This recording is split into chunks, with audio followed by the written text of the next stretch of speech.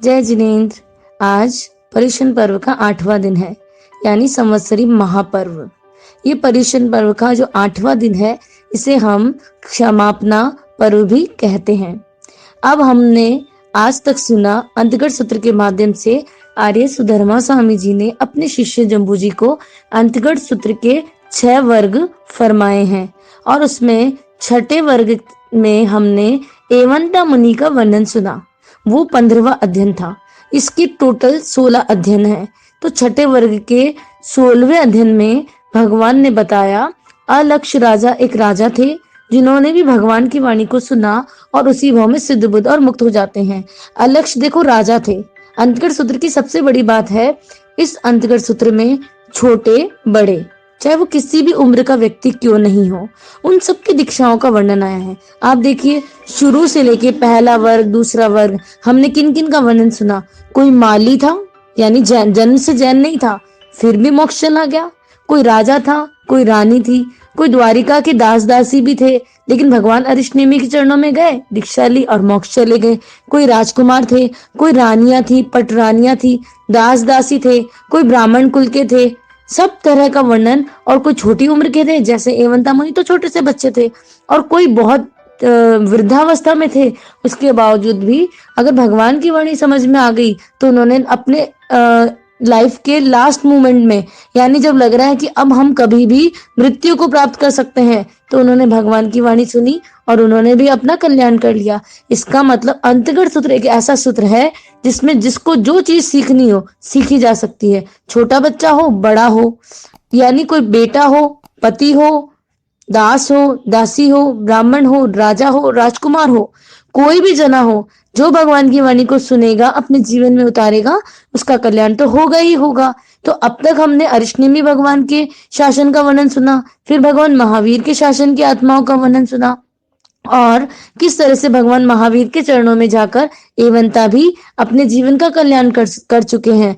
अब आगे हम रानियों का वर्णन सुन रहे हैं, अलक्ष राजा का वर्णन सुन रहे हैं। कहते हैं भगवान के चरणों में बैठकर अलक्ष राजा क्या सुन रहे हैं, धन की आसक्ति के ऊपर भगवान अपनी देशना फरमा रहे होंगे। और भगवान ये चाहते थे कि जो पैसा एक जगह इकट्ठा हो गया है, बड़े बड़े पैसे वालों ने पैसों का संग्रह कर रखा है, तो उससे क्या हुआ, अमीर और गरीब का जो डिफरेंस है वो बढ़ता ही जा रहा है। गरीब तो बेचारा गरीबी के बोझ से दबता जा रहा है, और ये जो अमीर लोग हैं, इनका धन के प्रति आसक्ति अभी छूट ही नहीं रही है। इतना धन वैभव देख लिया, इसके बावजूद भी न तो इनके जीवन में शांति आई है और न ही इनकी धन के प्रति आसक्ति छूटी है। अगर ये धन एक ही जगह इकट्ठा होता चला जाएगा, ये तो अपने पद के कारण, अपनी प्रतिष्ठा के कारण और अपनी ताकत के बल पर खूब पैसा इकट्ठा कर चुके हैं, लेकिन बेचारा गरीब दिन रात मेहनत करता है, इन अमीरों का पेट पालता है, इनके लिए क्या क्या नहीं करता, लेकिन वो कभी भी अपनी गरीबी से मुक्त हो ही नहीं पाता, क्योंकि कई बार इतना सारा पैसा उधार ले लेता है,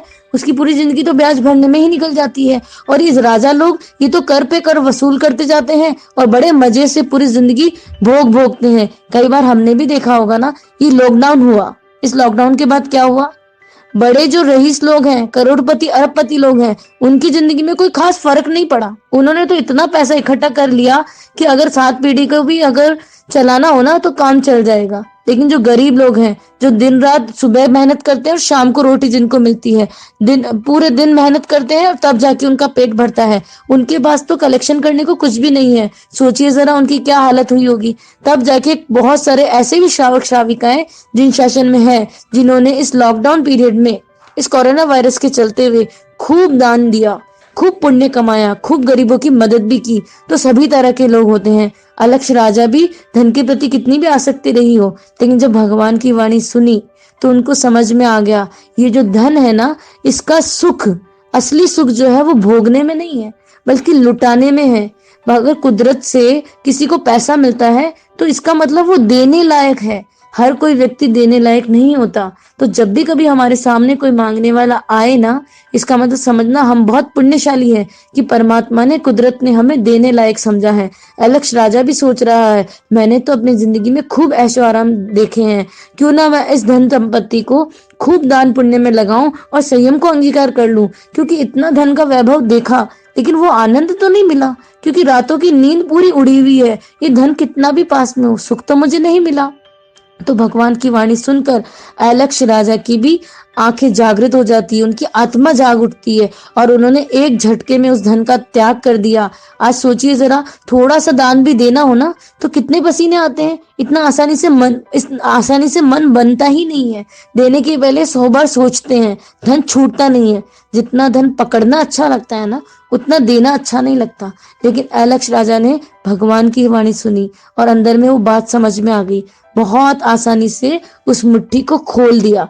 जो मुट्ठी इतने वर्षों से पूरे जीवन भर बंद थी ना, आज उस मुट्ठी को खोलकर खूब दान लुटाया और भगवान के चरणों में वो अलक्ष राजा दीक्षित हो जाते हैं। और उसी जीवन में सोच लिया, सारे सुख तो देख लिए, अब बस भगवान का सुख चाहिए। जिस सुख में भगवान रहते हैं, मुझे भी वो सुख चाहिए। और अलक्ष राजा भगवान के चरणों में दीक्षित होकर खूब तपस्याएं करते हैं। खूब कर्मों की निर्जरा करते करते वो क्षण आ जाता है कि वो उसी भाव में क्या हो जाते हैं, कैवल्य ज्ञान को प्रकट करके, कैवल्य दर्शन को प्राप्त करके सिद्ध बुद्ध और मुक्त हो जाते हैं। कितना सुंदर रहा होगा ना वो शासन, जब स्वयं परमात्मा विराज रहे हैं, परमात्मा की वाणी सुनने को मिल रही है। और कैसे लोग भगवान की वाणी सुनते हैं और उन्हें वैराग्य आ जाता है और मोक्ष को प्राप्त कर जाते हैं। अब उनके जीवन में संसार का नामो निशान नहीं है, सारे के सारे दुख मिट जाते हैं। तो इस तरह से आर्य सुधर्मा स्वामी जम्बू जी के वैराग्य को बढ़ाने के लिए तरह तरह से भगवान की वाणी फरमा रहे हैं। और इस तरह अंतगढ़ सुत का ये छठा वर्ग समाप्त हुआ। अब 7वें वर्ग में नंदा, नंदोतरा, इस तरह से 13 रानियों का वर्णन चलता है। कहते हैं श्रेणिक महाराजा की रानियां थी और जब श्रेणिक जिंदा थे ना, तो श्रेणिक के सानिध्य में ही उन्हें वैराग्य आ जाता है। वे श्रेणिक के साथ भगवान की वाणी को सुनने जाती हैं और संसार को समझ जाती हैं कि चाहे पति हो चाहे कुछ भी हो, कितना भी वैभव देखा, लेकिन मुझे समझ में आ गया है कि ये सारे के सारे रिश्ते एक ना एक दिन तो छूटेंगे। ये धन, ये परिवार, ये मौज, ये वैभव, ये सुख सुविधाएं, ये कितने टाइम तक रह जाएगी। हमने कितने कोशिश की ना कि सारा धन सुरक्षित रह जाए, लेकिन हमेशा दिन रात धन के खोने का डर होता है। सारे रिश्ते, कितने भी अच्छे रिश्ते हैं, खूब प्रेम करते हैं, पति हो, बच्चे हो, परिवार के सारे लोग बहुत अच्छे हैं, बहुत अनुकूल है, लेकिन हर क्षण अंदर में ये टेंशन रहती है कि हम में से कभी भी कोई भी जना किसी भी क्षण इस दुनिया से विदा हो सकता है। जब उन रानियों ने भगवान की वाणी सुनी तो वो सोचने लग जाती हैं कि भगवान सही तो कह रहे हैं, हम में से कभी भी कोई भी जना इस क्षण के बाद गायब हो सकता है, कभी भी कोई भी जना इस शरीर को छोड़कर जा सकता है। और अगर ये जो धन है जिसके लिए मैं इतना इथलाता फिरता हूँ, ये धन भी आज तो है, कभी भी किसी भी क्षण इस धन को खतरा हो सकता है, पुत्र पुत्रियों को खतरा हो सकता है। मतलब भगवान जैसे जैसे संसार की वास्तविकता उन रानियों के सामने रख रहे हैं, वो तो सोचती हैं श्रेणिक राजा भी चले जाएंगे।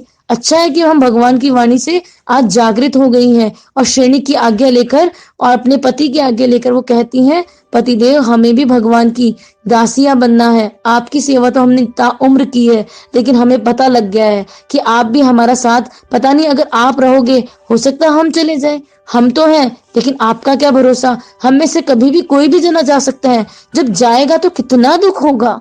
तो हे परमात्मा, हमें तो आपके शरण में रहना है। और अपने पति श्रेणिक की आज्ञा लेकर हर श्रेणिक भी भगवान का भक्त था और उसने अपनी पत्नियों को रोका नहीं। संसार के कार्य में तो सभी मदद करते हैं, लेकिन संयम के रास्ते पर क्या किया, उन्होंने आगे होकर उन्हें अनुमति दी। और कहते हैं वो 13 की 13 रानियां जो श्रेणिक की रानियां थी, वो भगवान के चरणों में दीक्षित हो जाती हैं और खूब ज्ञान ध्यान करती हैं, तपस्याएं करती हैं और वे भी उसी भाव में सिद्ध बुद्ध और मुक्त हो जाती हैं। अब अंतगढ़ सूत्र के 7 वर्ग समाप्त हुए। अंतगढ़ सूत्र के 8वें वर्ग में आर्य सुधर्मा स्वामी जी जम्बू जी की और जिज्ञासाएं। सोचिए जरा, धन्य है आर्य सुधर्मा स्वामी जैसे गुरु को, धन्य है आर्य जम्बू जी जैसे शिष्य को। 7 वर्ग का वर्णन सुनने के बाद भी उनकी प्यास मिटी नहीं है। इतना अच्छा लग रहा है कि और फरमाइए, कैसे उन रानियों ने अपना कल्याण किया होगा, किस तरह की तपस्याएं की होगी। मतलब एक एक चीज ऐसे ध्यान से सुन रहे हैं कि कहीं मेरा वैराग्य कमजोर ना पड़ जाए। मेरा वैराग्य इतना बढ़ा दीजिए भगवान, इतना बढ़ा दीजिए कि मैं भी उन आत्माओं की तरह इसी भाव में क्या चले जाऊं, मोक्ष को चले जाऊं। तो इस तरह से जम्बू जी की जिज्ञासा को देखते हुए अब अंतगढ़ सूत्र का 8वां वर्ग, अब आर्य सुधर्मा स्वामी 8वें वर्ग को खोल खोल कर बता रहे हैं। कहते हैं 8वें वर्ग में 10 रानियों का वर्णन चलता है। काली, सुकाली, महाकाली, कन्ना, सुकन्ना, महाकन्ना, वीर कन्या, राम कन्या, महासेन कन्या, पितृसेन कन्या, इस तरह से 10 रानियों का वर्णन आ रहा है। कहते हैं ये रानियां, ये भी श्रेणी की पत्नियां होती है, लेकिन इनका वर्णन पहले 7वें वर्ग में क्यों नहीं किया? क्योंकि 7वें वर्ग में रानियों ने श्रेणी की अनुमति लेकर, श्रेणिक राजा जब जीवित थे तब उनके सानिध्य में, उनकी परमिशन लेकर संयम को अंगीकार किया। लेकिन अब जो 10 रानियों का वर्णन आ रहा है, काली सुकाली रानियों का, इनका वर्णन राजगृह में नहीं आ रहा, चंपा नगरी में आ रहा है, जहां वो कौणिक उनका पुत्र है और उस पुत्र के सानिध्य में वो भगवान की वाणी सुनती हैं। कहते हैं, इतिहासकार बताते हैं, जब कौणिक राजा थे ना, तो कौणिक को राज्य दिया श्रेणिक ने, और श्रेणिक महाराजा के पास हार और हाथी, एक दिव्य हार था और एक सचेतनक हाथी था। वो हाथी भी बड़ा दिव्य था। तो उन्होंने जो कौणिक के भाई थे, हल कुमार, विहल कुमार, उनको तो दे दिया हार और हाथी, और कौणिक को दे दिया राज्य।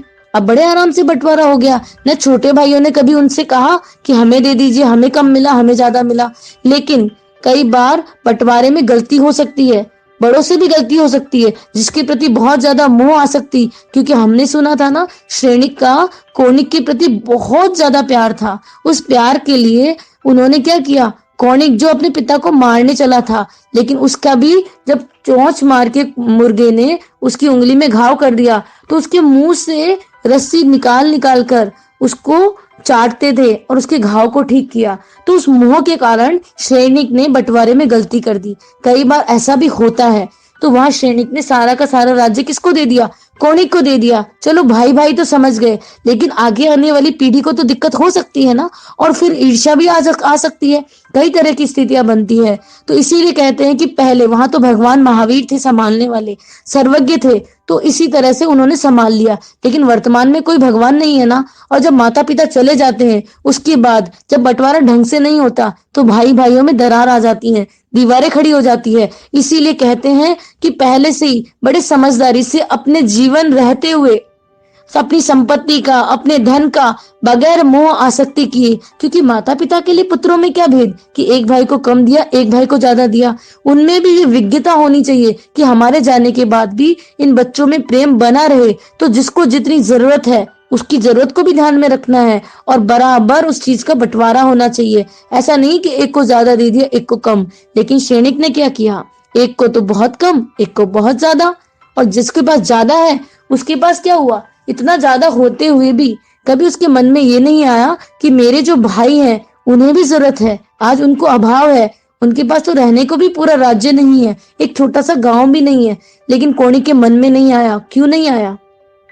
क्योंकि कौणिक की जो पत्नियां थी, उन्होंने क्या किया, उनके मन में ये आया, कौणिक की रानी के मन में, कि जो हल विहल को हार और हाथी मिला है, वो हाथी भी मुझे चाहिए और हार भी मुझे चाहिए।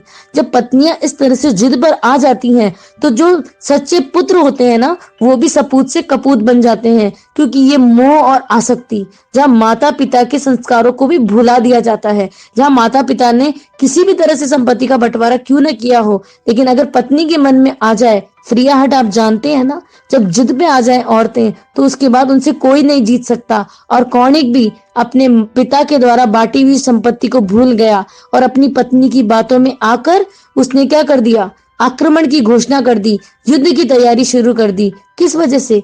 एक तुच्छ वस्तु के लिए आक्रमण। सोचिए जरा, कौन सी चीज, जो इस पृथ्वी पे जो भी चीज बनी है वो मिटेगी ही मिटेगी। लेकिन नहीं, उस पत्नी ने इतनी जिद की कि कौणिक को युद्ध के लिए मजबूरन तैयार किया। और कहते हैं वो जो हल विहल कुमार हैं, चेटक राजा उनके मामा लगते थे, शायद नाना लगते थे, उनकी शरण में चले गए, जो वैशाली नगरी में रहते थे। और चेटक राजा व्रतधारी श्रावक थे। उनका एक नियम था कि मुझ पर जब तक कोई प्रहार नहीं करेगा, मैं आगे होकर किसी के ऊपर भी तीर नहीं चलाऊंगा। और कहते हैं उनका जो तीर है वो कभी खाली नहीं जाता। कौणिक के ही भाई थे, काल कुमार, सुकाल कुमार, इस तरह से उनके भी 10 भाई थे, और वो काली सुकाली रानियों के पुत्र भी थे। तो कौणिक ने जब युद्ध शुरू किया, उस युद्ध का नाम था रथ मूसल संग्राम। कहते हैं उस युद्ध में 1,80,00,000 लोगों की जानें चली गई। किस वजह से? सिर्फ उस स्त्री की इच्छा को पूरा करने के लिए। उस भाई के मन में जरा सा भी ये नहीं आया कि आज मेरे भाइयों के हक की चीज को भी मैं दबोच रहा हूं और इसके लिए इतने लाखों करोड़ों लोगों का खून खराबा हो गया। लेकिन नहीं, ये धन की आसक्ति और पत्नी के प्रति आसक्ति, ये सारी की सारी चीजों को अगर एक नाम दिया जाए तो इसको कहते हैं भगवान, यही है मोह, जिसकी वजह से पूरा का पूरा नरक में जाने की तैयारी लोग कर लेते हैं। तो कौणिक भी कहते हैं छठी नरक में गया। इस तरह से रत मूसल संग्राम करने वाला छोटे से धन के लिए, छोटे से हार और हाथी के लिए उसने इतना बड़ा संग्राम रच डाला। और जानते हैं जिन दो चीजों के लिए ये युद्ध हुआ, उसमें हुआ क्या? चेटक राजा के एक एक बाण से कौणिक के 10 भाई मृत्यु को प्राप्त हो जाते हैं। और जिस हार और हाथी के लिए युद्ध हुआ ना, वो हार तो देवता लेकर चले जाते हैं, चुरा लेते हैं, और हाथी उस युद्ध में जलकर खत्म हो जाता है। मिला क्या? कुछ भी नहीं। और जाने लाखों चली गई, करोड़ों चली गई। और जब वो काली सुकाली रानियां भगवान महावीर के समौसरण में बैठी थी तो भगवान से पूछा, भगवान वो रथ मुसल जो ये संग्राम चल रहा है उसमें मेरे पुत्रों का क्या हुआ? तब भगवान ने उनकी आंखें खोली। तुम्हारे एक एक पुत्र काल कुमार, सुकाल कुमार चेटक राजा के बाणों से मारे गए हैं। जैसे ही काली सुकाली रानियों ने सुना, अरे हमारे पति सैनिक तो पहले ही चले गए और आज हमारे ही पुत्र भाई भाई इस तरह से लड़ रहे हैं, एक भी पुत्र नहीं बचा। और कहते हैं उनको लगता है धिक्कार है हमारे जीवन को, हमारे देखते देखते हमारा बसा बसा परिवार पूरा का पूरा उजड़ गया। पति नहीं रहे, कौणिक की वजह से उन्होंने आत्महत्या कर ली। आज कौणिक की वजह से सारे के सारे भाई युद्ध में मारे गए।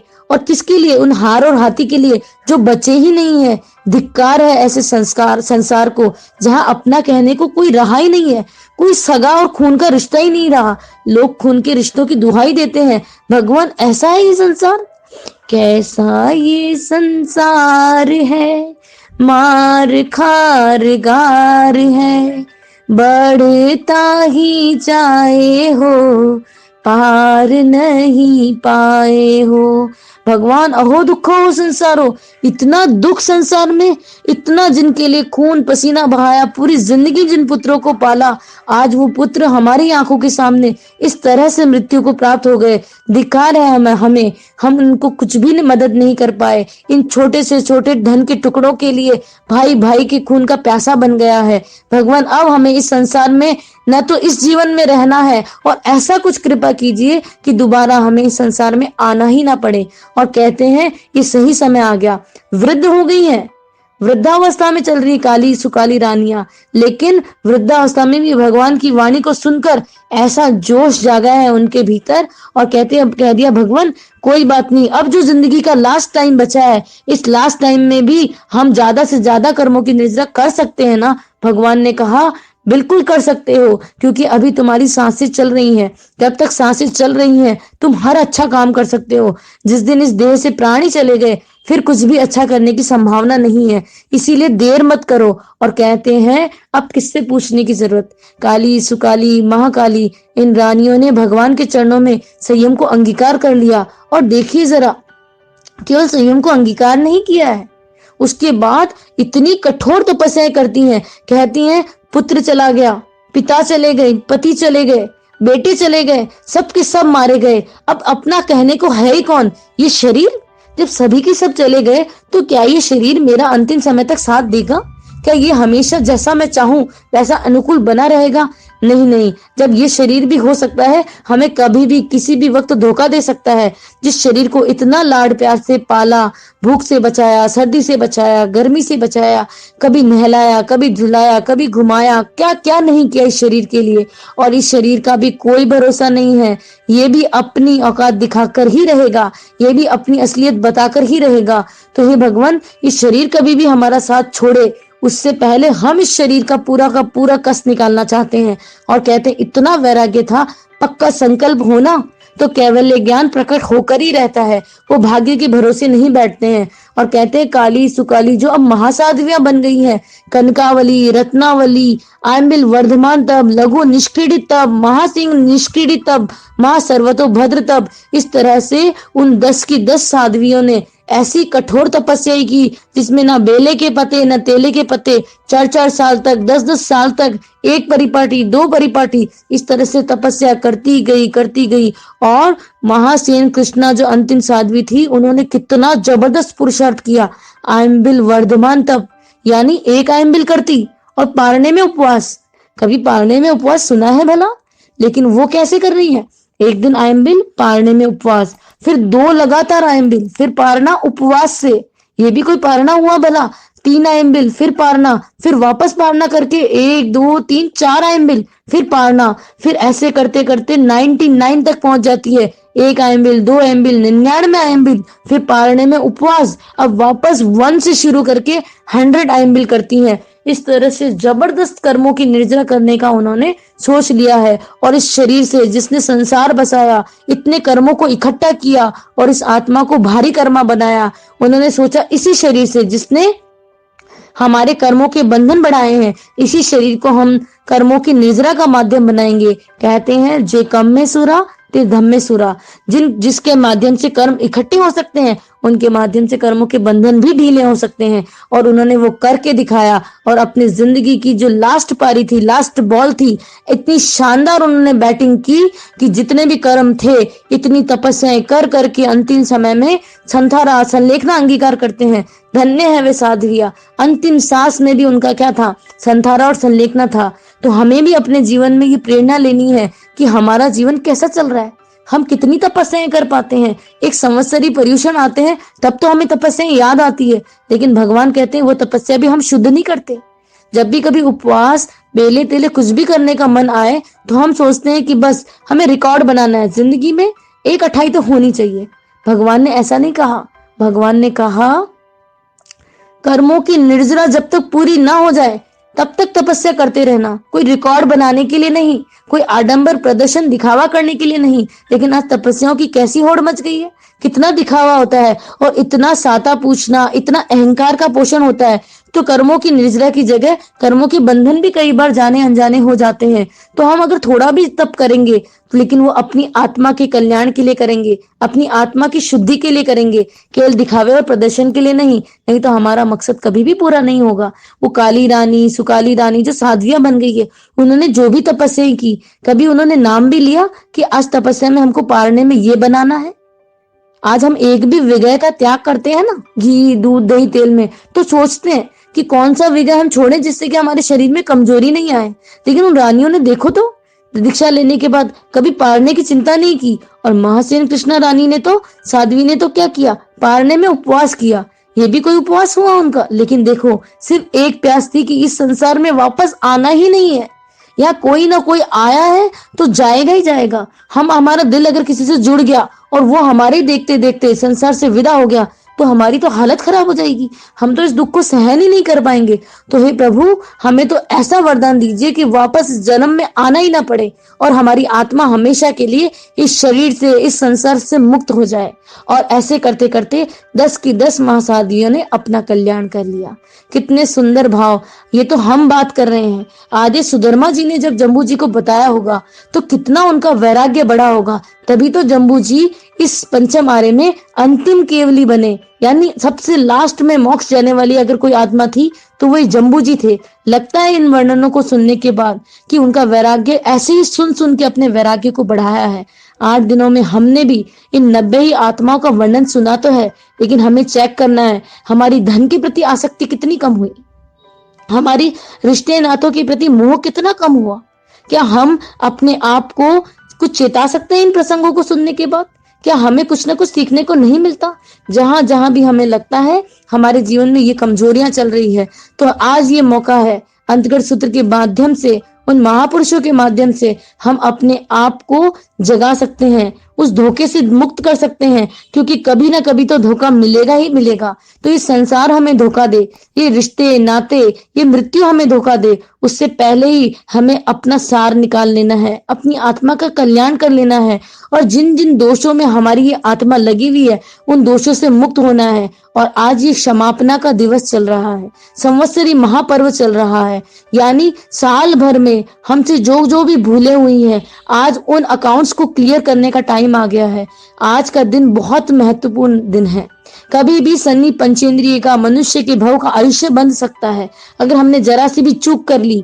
आज भी अगर प्रतिक्रमण से पहले मन में ये आ गया कि फलाना व्यक्ति को तो मैं माफ नहीं करूंगा, उसने मेरे साथ जो किया उसको तो उसकी गलती के लिए मैं कभी क्षमा नहीं कर सकता हूँ, भूल कर भी ऐसी गलती मत करना। क्योंकि अगर आज चूक गए तो हम समझ लेना मनुष्य भव से चूक गए। एक उस व्यक्ति की वजह से क्यों अपने भव भव बिगाड़ना। जरा सा माफ करने के लिए करना क्या है, इस अहंकार को हटाना है। और कोई हमारा दुश्मन नहीं है, ये अहंकार है जो क्षमा मांगने नहीं देता, झुकने नहीं देता। और बेचारा कोई झुक रहा है हमारे सामने तो ये अहंकार उसको आसानी से माफ भी नहीं करता। तो हमें अपना दिल इतना बढ़ाना है, इतना उन अकाउंट्स को क्लियर करना है कि मेरी आत्मा में कोई दोष न रह जाए। इतना सुंदर बनाना है कि मान लीजिए हमारा एक नया जीवन हुआ है। हमने अपने बर्थडे सेलिब्रेट कई बार किए होंगे, एनिवर्सरी कई बार सेलिब्रेट की होगी, लेकिन इस बार संवत्सरी को इस तरह से सेलिब्रेट करना है कि सचमुच हमारा न्यू बर्थ हो, हमारा नया जीवन हो। इन महापुरुषों के जीवन को, एक एक आत्माओं के वर्णन को हम अपने दिलो दिमाग में इस तरह से बिठा लें कि जब भी हमारे जीवन में अहंकार का नाक फुकारने लगे, जब जब भी हमें क्रोध आए तो हम उस अर्जुन माली को याद करें। जब जब भी हमारे अंदर में अहंकार आए तो हम उस सोमिल को याद करें। जब जब भी हमारे अंदर में पाप के रास्ते पर बढ़ने के भाव आए, भोग के भाव आए, तो उन आत्माओं को याद करें कि छोटी छोटी सी उम्र में वो एवंता उम्र ही कितनी थी, 8-10 साल, और सारे के सारे उसने देखा ही क्या अपनी जिंदगी में, लेकिन उन्होंने कितना आसानी से उन भोगों को ठुकरा दिया। और मेरी आत्मा को धिक्कार है जो मैं अभी भी 5 महाव्रत तो नहीं ले पा रहा हूँ, लेकिन मैंने छोटे छोटे त्याग और नियम भी कितने लिए हैं, कितने मैंने अपनी आत्मा का कल्याण किया है। अभी तक क्या मैं भोगों में लिप्त ही रहूंगा? क्या कभी मन में आया कि मुझे भी शील व्रत का पालन करना है, मुझे भी सत्य महाव्रत का पालन करना है, मुझे किसी भी जीव को नहीं सताना है। जब तक मैं इन जीवों को सताता रहूंगा, 6 काय के जीवों की विराधना करता रहूंगा, क्रोध के कारण, अहंकार के कारण, लोगों के सामने अपनी पद प्रतिष्ठा के कारण इतना लोगों को सताता रहूंगा, कड़वे वचन बोलता रहूंगा, और सामायिक और प्रतिक्रमण के नाम पर, शास्त्रों के नाम पर भी अपने अहंकार का पोषण करता रहूंगा कि मैं इतना धर्मी, मैंने इतनी समाई की, मैंने इतनी तपस्याएं की। ऐसा कर करके भी मेरी आत्मा ने अब तक क्या किया? मेरू पर्वत जितने ओघे पात्र इकट्ठे कर लिए, लेकिन मेरी आत्मा का कभी भी कल्याण नहीं हुआ। क्योंकि कल्याण होगा इन क्रोध से, इस अहंकार से छुटकारा पाने से। तो आइए हम सब इस बार की संवत्सरी इस तरह से मनाएं, इस तरह से प्रतिक्रमण करें। कितनी ही बार भयंकर गर्मी में हमने 2 बार स्नान किया होगा, 3 बार स्नान किया होगा, कैसे भी करके मेरे शरीर को ठंडक मिल जाए, मेरे शरीर की गर्मी दूर हो जाए। लेकिन आज इस प्रतिक्रमण में इस तरह से स्नान करना है कि जो कर्मों की आग मेरे अंदर लगी हुई है ना, वो आग आज बुझकर ही रहेगी। अब ये आग आगे जलने ना पाए। मेरी आत्मा कितनी इन कर्मों की गर्मी से परेशान हो रही है। आज प्रतिक्रमण का स्नान रगड़ रगड़ कर, एक एक पार्ट से, एक एक लाइन से प्रतिक्रमण के दौरान ऐसे स्नान करना है कि सचमुच ऐसा लगे प्रतिक्रमण के बाद। कई बार लगता है कि अरे कब प्रतिक्रमण होगा, कब इतनी गर्मी लग रही है, जाकर एसी कूलर में बैठे। कभी सोचा जरा उन आत्माओं ने क्या किया होगा? इतना वैभव था, हमारा धन संपत्ति तो उनके वैभव के सामने कुछ भी नहीं है, लेकिन देखो उन्होंने कैसे अपनी आत्मा का कल्याण किया। तो जब मन में आए ना प्रतिक्रमण करते वक्त इतनी गर्मी लग रही है, घर जाके तो एसी में सोना है, उस समय उन आत्माओं को याद कर लो। और कई बार भी दिखावा नहीं खूब कर लिया। अब प्रतिक्रमण के बाद ये आडंबर और दिखावा नहीं करना है कि मिच्छामी दुक्कड़म बोलना है, ये फोन लगाए। जिन लोगों से हमेशा से बहुत प्रेम से रहे हैं उनको तो हम फोन लगा लगा कर व्हाट्सएप पे मैसेज करेंगे, खमाऊ सा करेंगे, खमत खामना करेंगे, मिच्छामी दुक्कड़म करेंगे, लेकिन उससे कुछ भी नहीं होना है। उन जीवों को क्षमा कर दो जिनको हमने खूब परेशान किया, खूब सताया, खूब कर वसूल किए, खूब शोषण किया। उनसे माफी मांगने का समय है। लेकिन कब? प्रतिक्रमण के बाद नहीं, मोबाइलों से नहीं, प्रतिक्रमण करते वक्त उन जीवों को क्षमा कर दीजिए। और इस आडंबर से बचिए कि सबको मिच्छामी दुक्कड़म करते रहे। और अभी तो संवत्सरी पर्व प्रतिक्रमण होते खत्म नहीं हो जाता। प्रतिक्रमण के बाद पूरी की पूरी रात्रि संवर में, पोषद में, अहोभाव में, उन महापुरुषों के गुणगान में, पूरी धर्म जागरणा में, तिकुतों के पाठ से जितनी वंदना कर सकते उस वंदना में इस तरह से करना है। नहीं तो टीवी और मोबाइल में प्रतिक्रमण के बाद का समय भी चला गया। व्हाट्सएप में चला गया, खूब क्षमा के मैसेज भेज दिया आज तक हमने, लेकिन अगर दिल से क्षमा नहीं की ना, तो ये संवत्सरी, ये प्रतिक्रमण, ये अंतगढ़ का सुनना सब ढोंग बनकर रह जाएगा। तो आइए हमें ऐसा स्नान करना है जिस स्नान को करने के बाद हमारी अनंत जन्मों से जो आत्मा जल रही है, भयंकर कर्मों की गर्मी से जल रही है, उस आत्मा को थोड़ी ठंडक आ जाए। देखिए जरा उसका स्वाद, जब आत्मा में क्षमा के बादल आते हैं, क्षमा की प्यास मिलती है, क्षमा की प्यास बुझती है और सद्गुण प्रकट होते हैं, प्रेम का झरना बहने लगता है, तो आत्मा कितनी सुंदर हो जाती है, कितनी चमकने लगती है। जब मैल दूर होता है तो हमें लगता है हमारा शरीर कितना सुंदर हो गया है, लेकिन आज हमको ये बाहर का मेकअप नहीं करना है, बाहर की सजावट नहीं करनी है। खूब कर ली इस शरीर की सजावट, आज प्रतिक्रमण के दौरान अपनी आत्मा को संवारना है, उसको सजाना है, एक एक दाग को मिटाना है, एक एक मैल को बहुत सुंदर तरीके से शुद्ध भाव से साबुन लगा लगा कर धोना है। कौन सा साबुन? इन वीतराग भगवंतों के द्वारा फरमाया गया वो प्रतिक्रमण का साबुन। खामे में सव्य जीवा का पाठ बोलना है, ऐसे पाठ बोलना कि हमारे अंतर की आत्मा तक वो आवाज पहुंच जाए। तो हमारा ये संवत्सरी महापर्व, ये अंतगढ़ के सूत्र को 8 दिनों तक जो हमने सुना, उन महापुरुषों का वर्णन सुनना हमारा सार्थक हो जाएगा। इन 8 दिनों में अंतगढ़ सूत्र के वर्णन करते समय मेरे द्वारा किसी भी तरह से जिन शासन की अवहेलना हुई हो, वीतराग तीर्थंकर को बताए गए मार्ग में कम अधिक ज्यादा विपरीत कुछ भी कहने में आया हो, गलत प्ररूपणा हुई हो, धर्माचार्य, वाचनाचार्य, देव, गुरु, धर्म, प्राण, भूत, जीव, सत्व, किन्हीं भी जीवों की, साधु साध्वियों की, देवी देवताओं की कुछ भी मेरे कहने में आया हो, अल्प बुद्धि के कारण कहने में आया हो, कहने का ढंग ठीक से नहीं आया हो, कुछ भी भगवान की वाणी के विपरीत मुझसे निकला हो, तो उन सब के लिए आप सभी की साक्षी से, अनंत सिद्धों की, केवली भगवंतों की साक्षी से बारंबार तस्य भन्ते परिक्रमामि निंदामि गर्हामि अप्पाणम वो सिरामी, अप्पाणम वो सिरामी, अप्पाणम वो सिरामी, बारंबार आप सभी से बारंबार क्षमा याचना। तस्मिच्छामि दुक्कडम, तस्मिच्छामि दुक्कडम, तस्मिच्छामि दुक्कडम। जय जिनेन्द्र।